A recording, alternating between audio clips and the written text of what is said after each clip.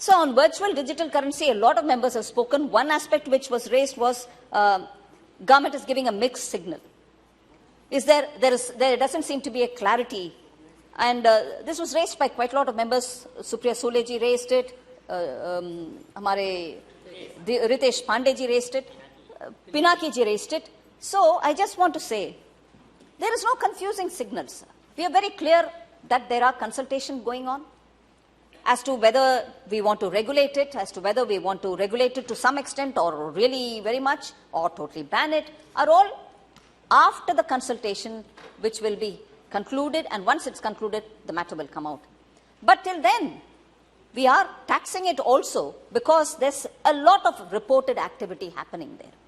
A lot of transactions are happening, and from the way the concerns being expressed by several members, there is definitely a commonplace knowledge that a lot of exchanges are happening, people are putting money, people are taking money, people are creating assets, and the assets are being sold and bought.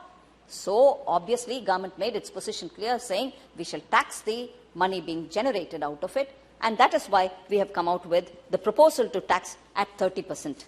And also the TDS has been brought in. Like always, TDS is more for tracking. It's not an additional tax, it's not a new tax, it is a tax which is going to help people to track it, but at the same time, for the payer, for the person who's paid the 1% TDS, he can always reconcile it with the total tax that he has to pay to the government.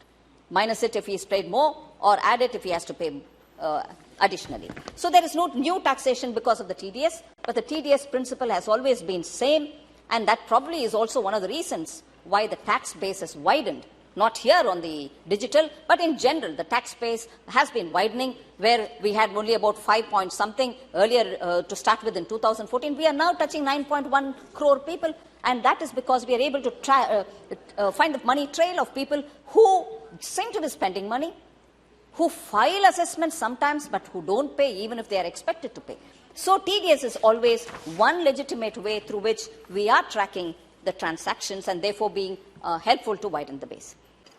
Sir, कुछ दिनों से कल भी मैंने सुना दो senior leaders हैं, honourable MPs भी हैं, उन्होंने क्रिप्टो करेंसी की बात की।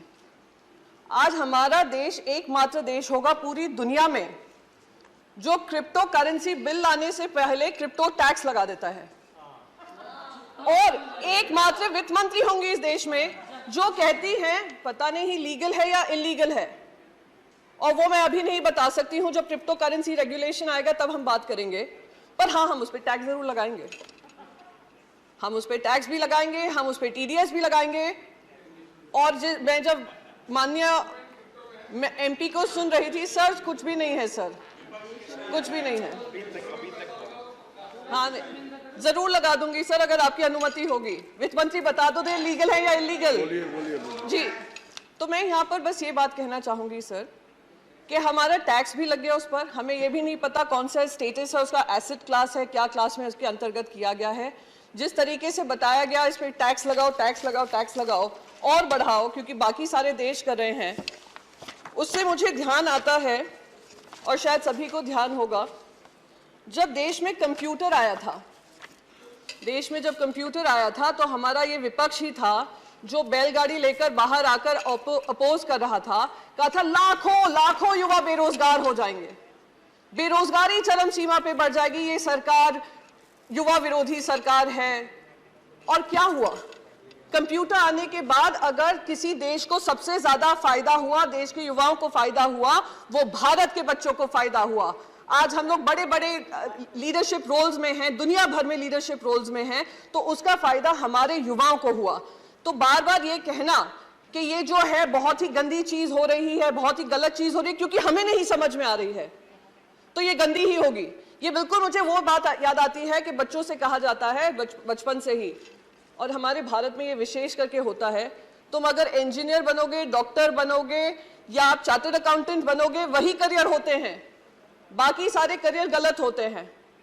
और अगर वो करियर गलत है, कोई और कुछ चूज करना चाह रहे हैं, तो उनको रोक जाने की कोशिश की जाती है। अगर रोकते नहीं है तो कहते हैं हम घर के बाहर निकाल देंगे। तो ये बिल्कुल वही हालत हो रही है क्रिप्टो के साथ, क्योंकि हम नहीं समझ पा रहे हैं कि क्या है उसके मंशा, क्या है इंटेंशन, क्या है एम्प्लॉयमेंट जनरेशन की कैपेसिटी, क्या है एनेबलिंग इकोसिस्टम बनने की जरूरत, क्या है वेब 3.0 क्या है, तो इसलिए हम उसको टैक्स भी करेंगे और हम उसका क्रिप्टो रेगुलेशन भी नहीं निकालेंगे।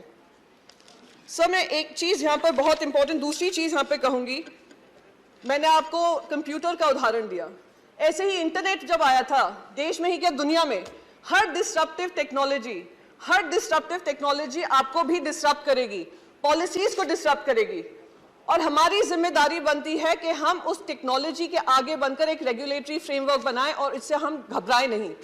आज जब इंटरनेट आया सबसे ज्यादा अगर फायदा हुआ तो हमारे ही देशवासियों को हुआ, पर दुख इस बात का होता है क्योंकि हम उनके लिए एक इनेबलिंग इकोसिस्टम नहीं बना पाए, उस वजह से वो दूसरे देशों में जाकर, आज आप कैलिफोर्निया देख लीजिए, यूनाइटेड स्टेट्स देख लीजिए, यूरोप देख लीजिए, जो बड़ी मल्टीनेशनल्स हैं, टेक्नोलॉजी रिलेटेड कंपनीज हैं, उसको हेड हमारे इंडियंस ही करते हैं।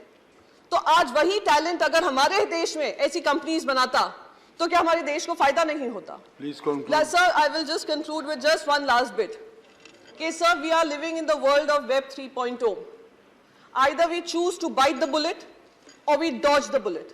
If we bite the bullet, we will be able to create an enabling ecosystem for our youth and empowering them and empowering the economy.